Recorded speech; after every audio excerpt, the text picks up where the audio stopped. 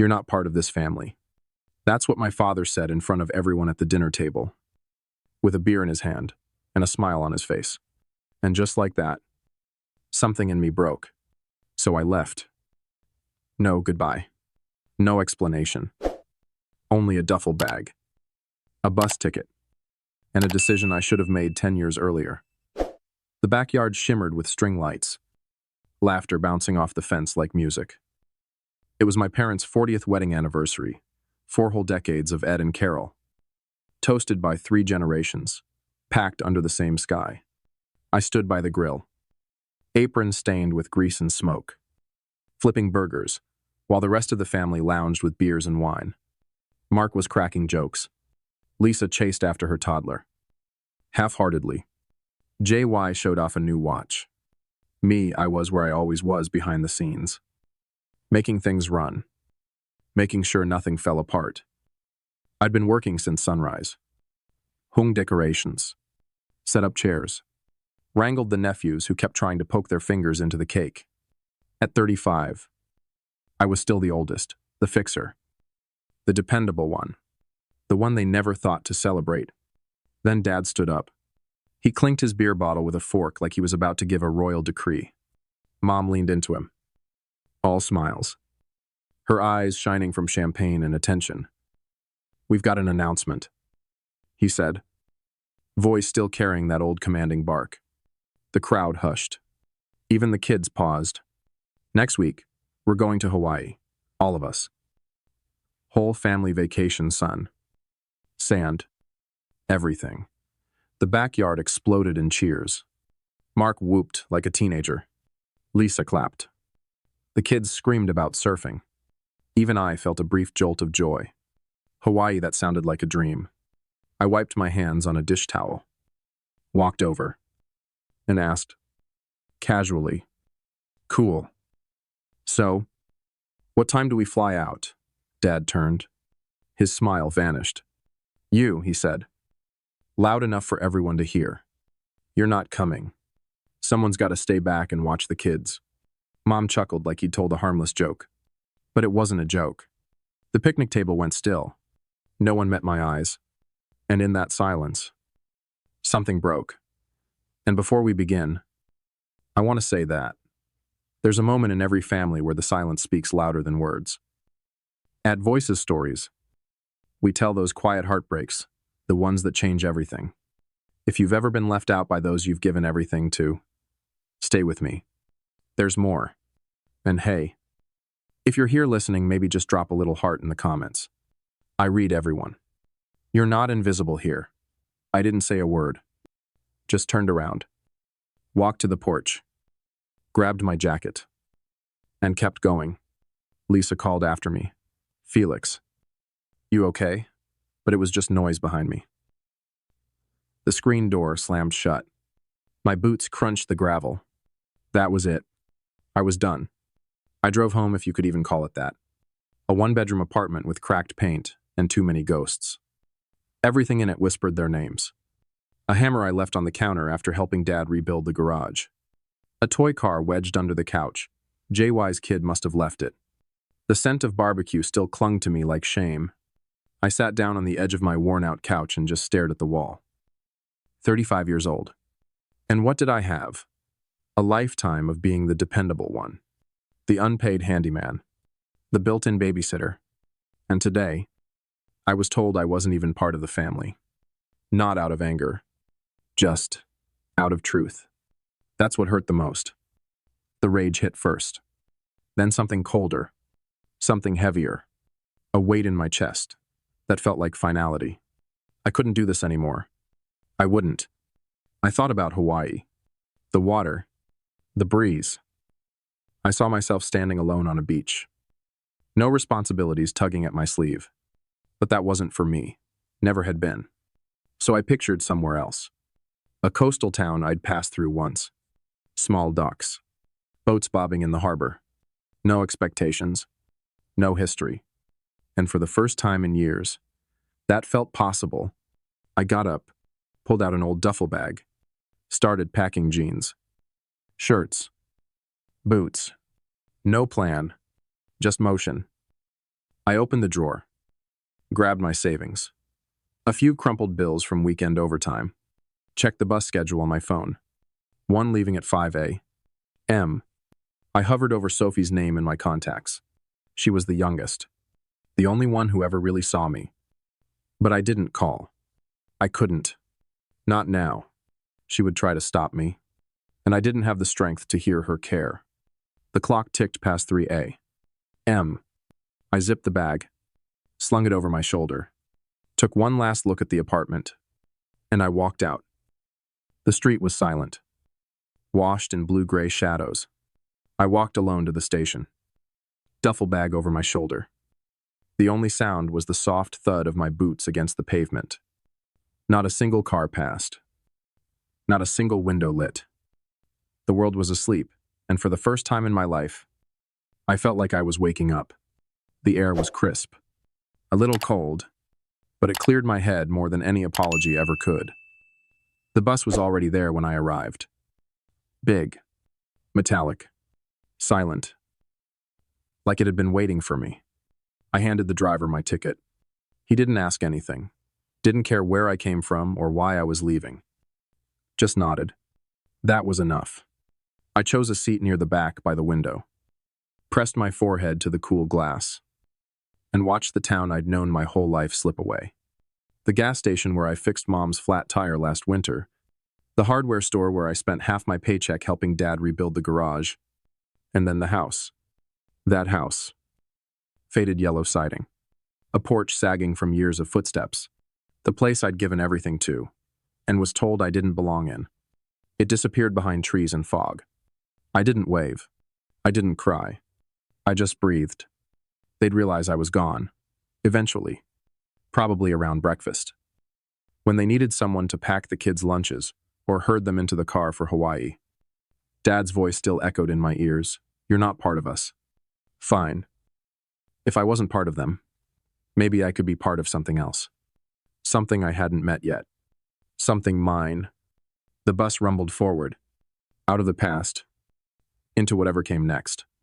And for the first time in years, I didn't feel lost. I felt free. The city met me like a wave, loud, messy, and alive. Cranes towered in the distance like skeletons of old giants. The smell of salt and engine grease hung in the air. Boats honked from somewhere I couldn't see. And I, just a guy with a duffel bag and a heartbeat that didn't know what came next, stood at the edge of it all. No one waited for me here. And somehow, that made it easier to breathe. I walked for hours with no destination, letting the sound of the docks pull me deeper. Every alley echoed with unfamiliar voices.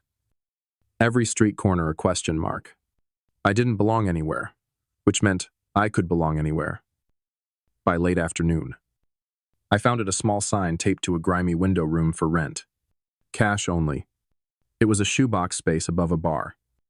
The kind of place that shook with bass every night and smelled faintly of spilled beer and old smoke.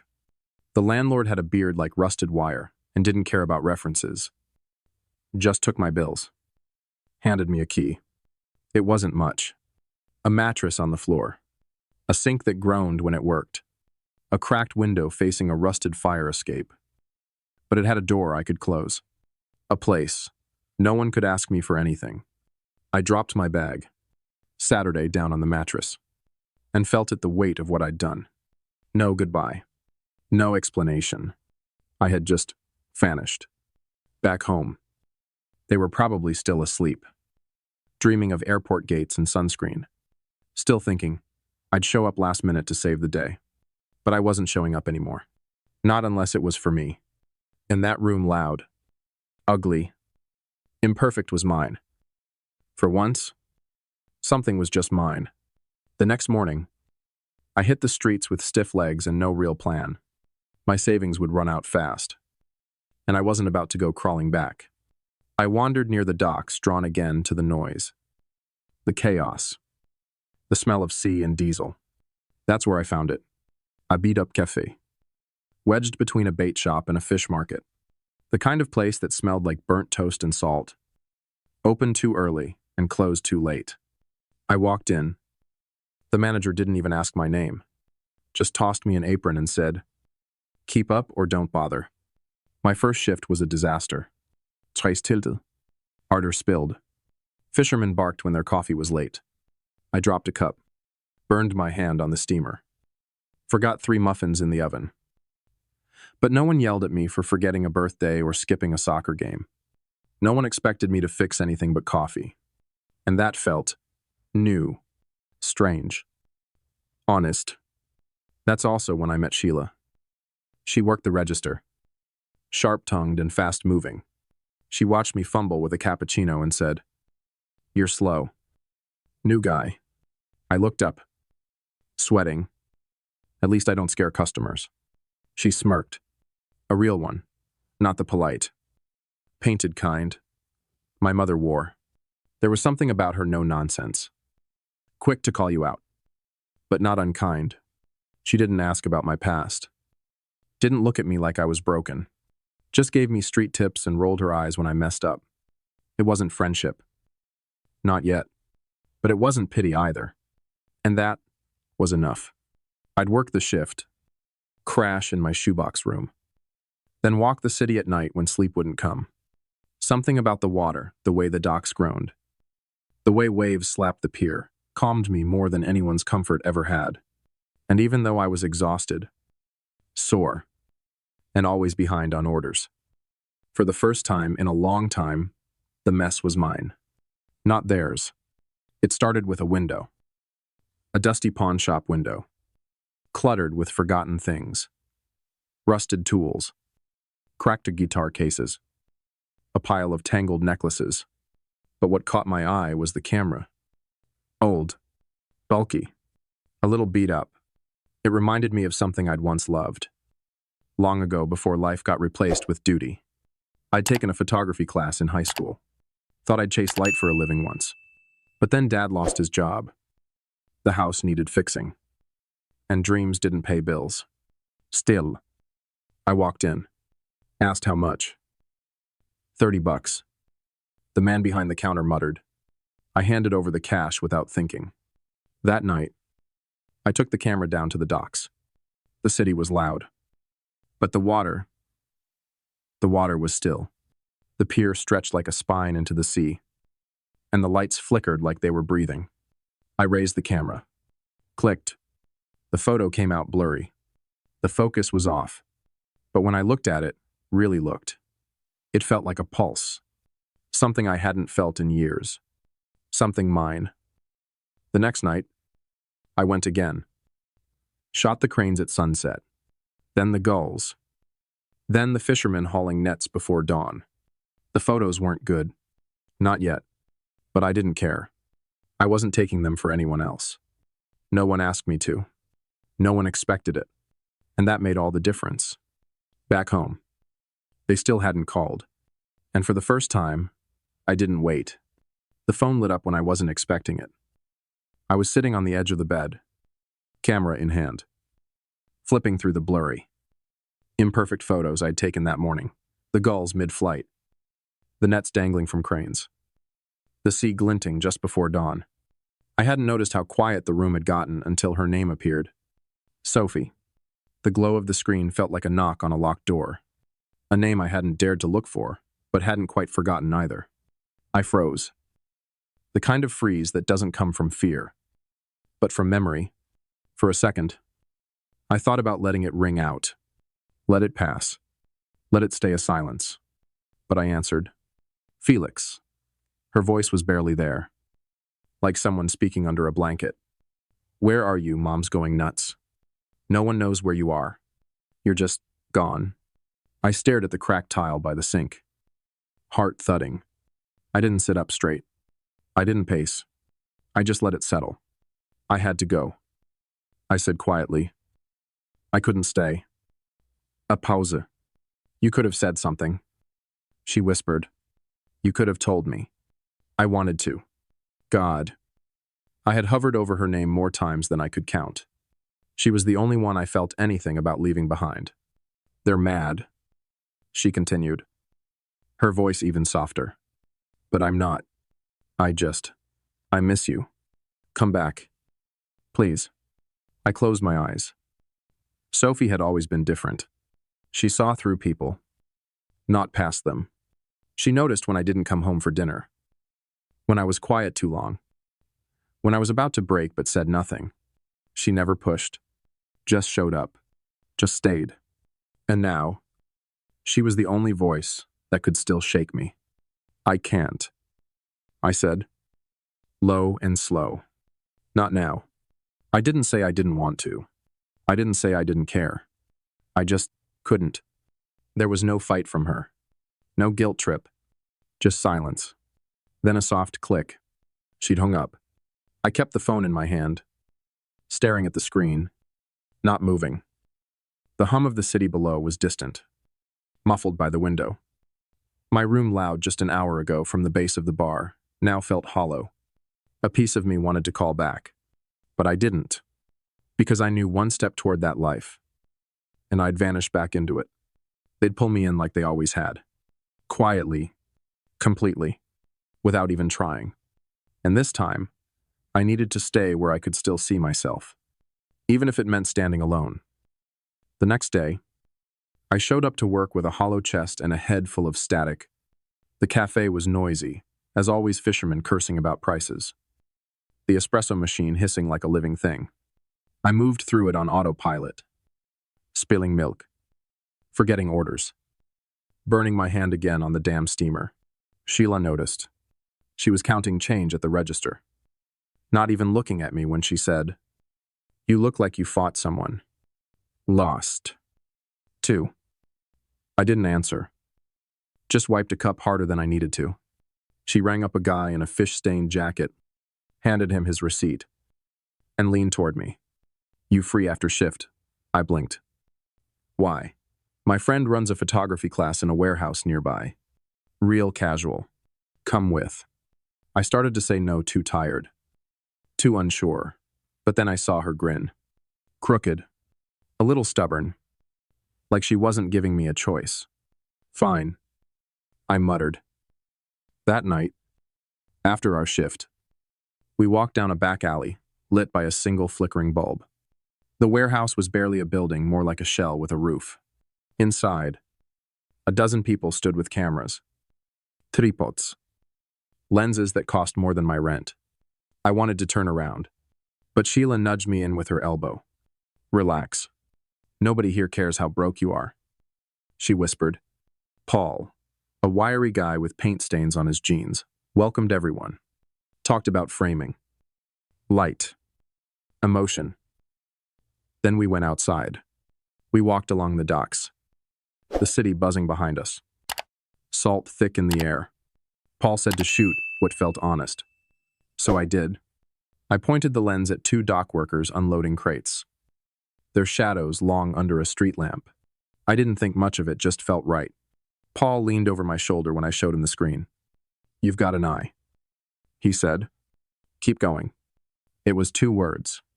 Nothing grand. But it landed. Nobody had told me to keep going in years. Nobody looked at something I made and said it mattered. Not until now. It was late. I was in my room, sprawled out on the mattress, scrolling through photos on my camera, shots of the docks at dawn. Cranes silhouetted in the mist. The curve of a wave before it broke. The phone rang. Blocked number. I almost didn't answer, but I did. "Felix." Dad's voice barked through the line, sharp.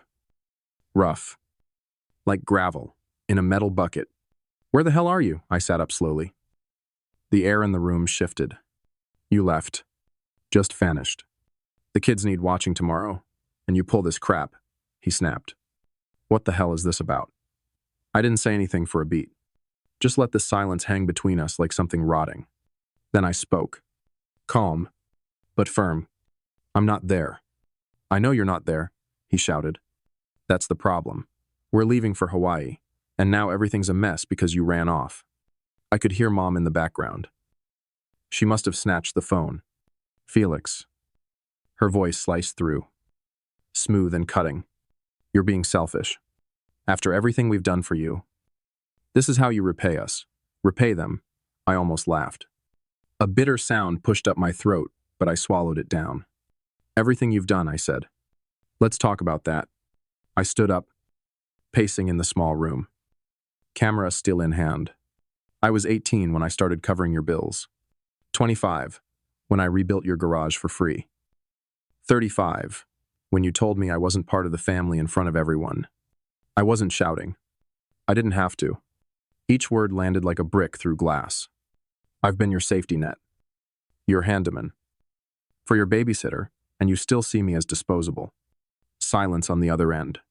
Then Mom hissed. You're ungrateful. I exhaled through my nose. I'm done. I said, handle the kids yourselves. Dad's voice came back. Low and boiling. You'll regret this. But I didn't wait to hear more. I ended the call. Threw the phone down on the sink. Stood there. Chest rising. Falling. Like I'd just pulled something heavy off my back. My hands were shaking. But for the first time in a long time, I felt light. The next morning, Sophie texted, Trip's a mess. No one knows what to do with the kids. They're fighting bad. I stared at the screen, imagining it all. Mark yelling. Lisa crying. JY complaining. Mom spinning in circles while Dad cursed at the broken suitcase or the babysitter who never showed up because I was supposed to be him. And I wasn't. I didn't respond. Not because I didn't care, but because I cared too much. At work, I burned my hand again on the damn steamer. Nearly poured hot coffee into someone's lap. Couldn't focus. Sheila noticed, of course she did. She nudged me near the lockers after our shift. You look like you punched a wall. I gave her a half shrug. Family crap. She didn't press. Just tilted her head like she got it without asking more. Then she said, There's a photography class tonight. Same one. But Paul's bringing a friend gallery type. Wants to see new faces. Come. I didn't feel like being seen. I felt like curling up in my shoebox room and disappearing for a while. But then I remembered that photo. The dock workers. The streetlight. The words Paul had said. You've got an eye. Keep going. So I went. The warehouse looked the same, paint peeling. Bulbs flickering. But the energy was different. Focused. Everyone seemed a little more alive. Paul's friend was there, a woman with a clipboard. Square glasses. And paint on her shoes. She barely glanced at my camera. But when I showed her the photo of the dock workers, she paused. That's good, she said. Raw. Real. I didn't say anything. Just nodded. It felt like a door had creaked open somewhere. That night, back in my room, Sophie texted again. They canceled Hawaii. No one would step up. Dad won't pay for a sitter. Everyone's mad. I smirked. Let them be mad. Let them sit in the chaos they always assumed I'd fix. This time, they'd learn what my absence really meant. I placed the camera on the pillow next to me. And for the first time, I didn't feel guilty about not cleaning up their mess. I felt relieved. I was behind the counter, wiping down the espresso machine, same as any other morning.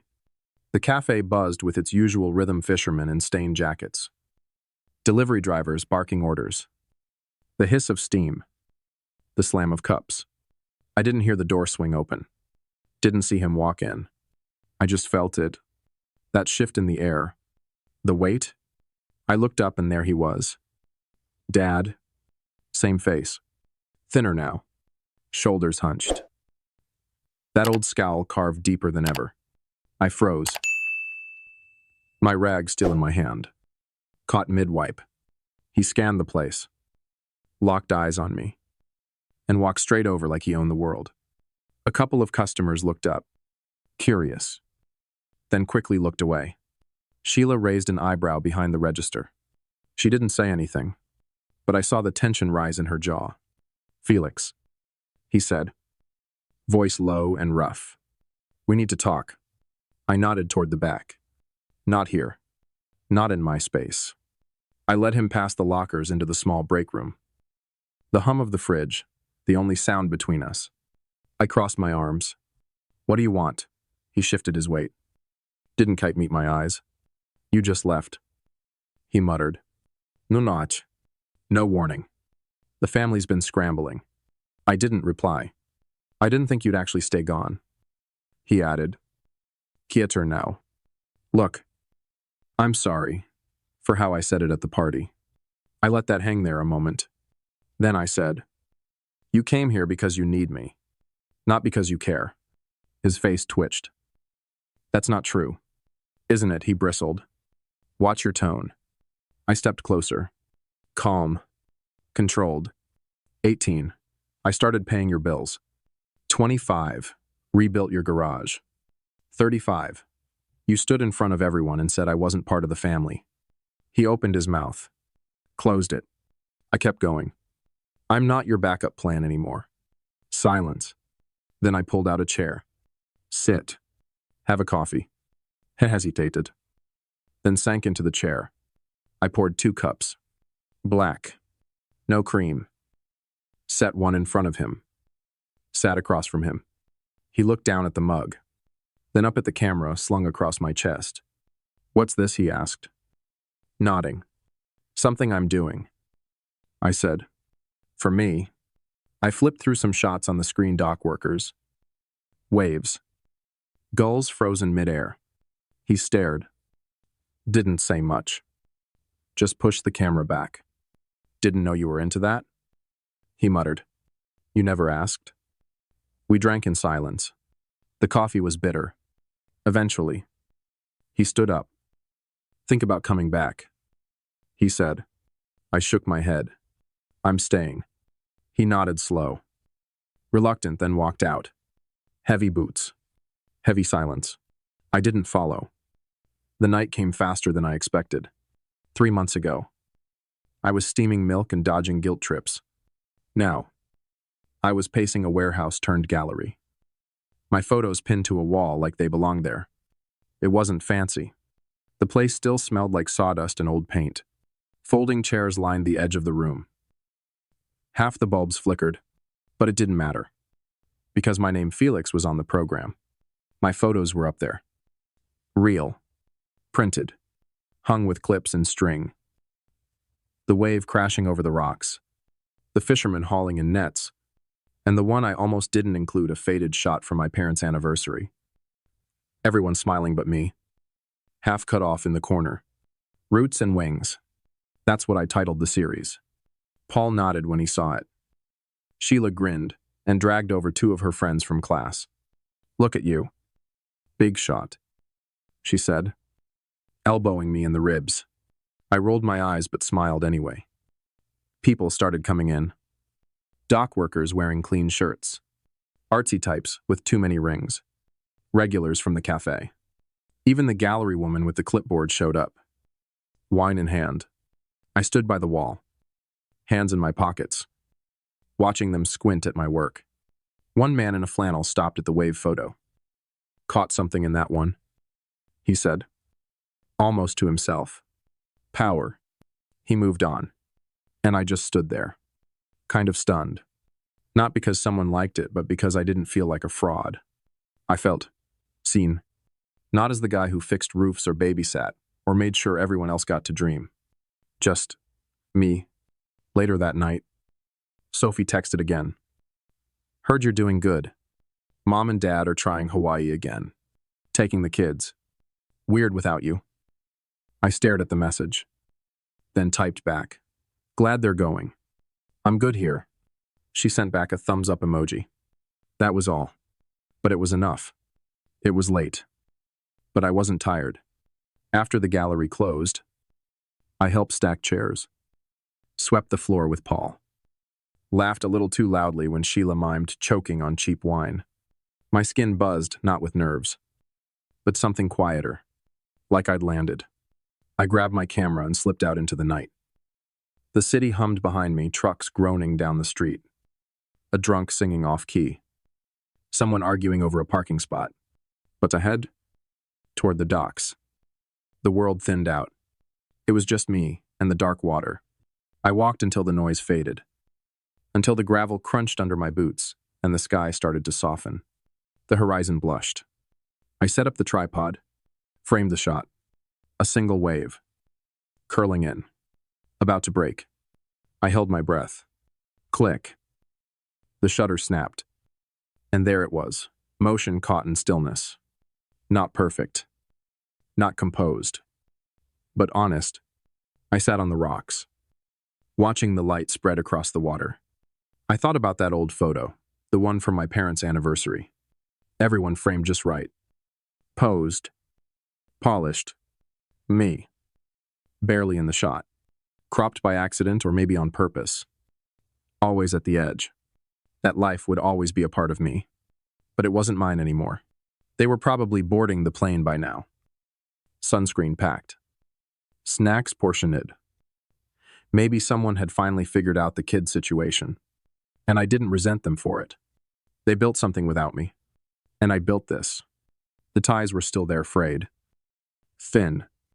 Quiet. But they didn't own me. Not anymore. The sun crested over the water. And I stood. Camera slung over my shoulder. Coffee shift waiting down the street. Another gallery idea, tugging at the back of my mind. I didn't look back. I didn't need to. I wasn't the one who left anymore. And I wasn't the one who stayed too long. I was just Felix. And that was enough. If Felix's story stirred something in you, let it sit with you a while. Then tell me what was the moment you stopped waiting for permission to choose yourself at Voices Stories. We keep sharing what's real quiet bravery. Ordinary exits. Loud awakenings.